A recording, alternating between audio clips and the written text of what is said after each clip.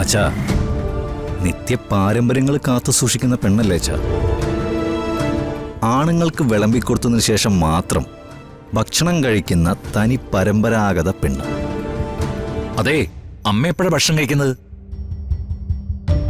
അച്ഛനിപ്പോ അതൊന്നും അറിഞ്ഞൂടല്ലേ? ജീവൻ നിലനിർത്താനുള്ള ഭക്ഷണം അമ്മ കഴിക്കുന്നുണ്ട്, ഞാനും. അടിമകൾ ജീവിച്ചിരിക്കേണ്ടേ അച്ഛാ, എന്നാലല്ലേ ഉടമകൾക്ക് വിലയുള്ളൂ. അച്ഛാ, ഈ പെണ്ണുങ്ങൾക്കൊരു പ്രത്യേകതയുണ്ട്.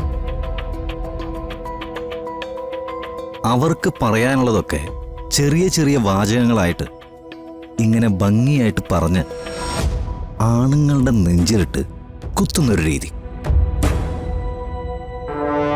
നമ്മൾ ആണുങ്ങൾ എന്താ ചെയ്യുക? ബഹളം വെക്കും, കൈ ഉയർത്തും. പക്ഷെ സത്യത്തിൽ പെണ്ണിന്റെ രീതിയാ കൊള്ളാവുന്നത്.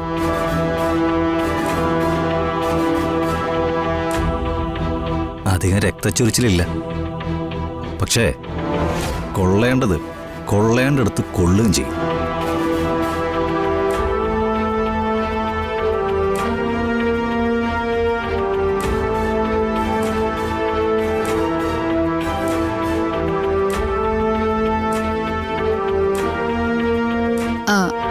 അമ്മയ്ക്ക് ഭക്ഷണം എടുക്കട്ടെ? എനിക്കിന്ന് ഉപവാസമാണ്. എന്തിന്റെ പേരിൽ? പണ്ടെന്നോ തുടങ്ങി വെച്ചൊരു ശീലമാണ്. ഭർത്താവിന്റെ ആയുസ്സിന് വേണ്ടി മാറ്റിവെക്കുന്ന ചില ദിവസങ്ങൾ.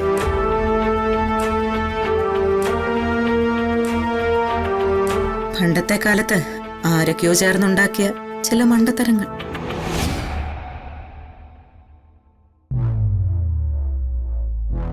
ആ, അതങ്ങനൊരു കാലമായിരുന്നല്ലോ. ഭർത്താക്കന്മാർക്ക് എന്തു ആവാം, ഭാര്യമാർ വീട്ടിലെ മൃഗങ്ങളും.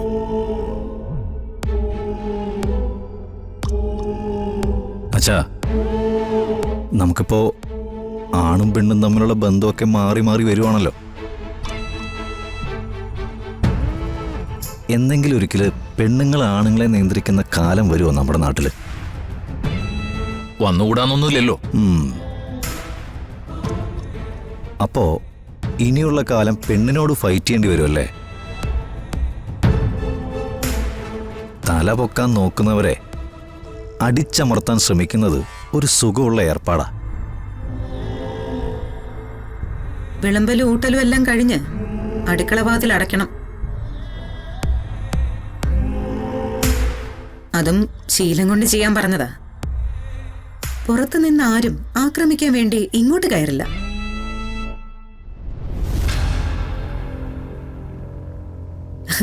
വീടിനകത്ത് തന്നെ കൊലയാളികൾ ഉള്ളപ്പോ എന്തിനാ പുറത്തു നിന്നല്ലേ?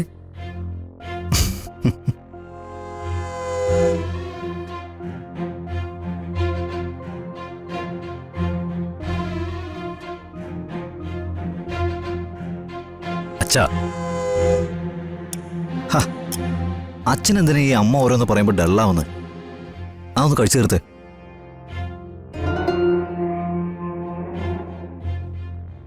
നീ കണ്ട് ശീലിച്ച ബന്ധങ്ങളല്ല എന്റെ ബന്ധങ്ങൾ.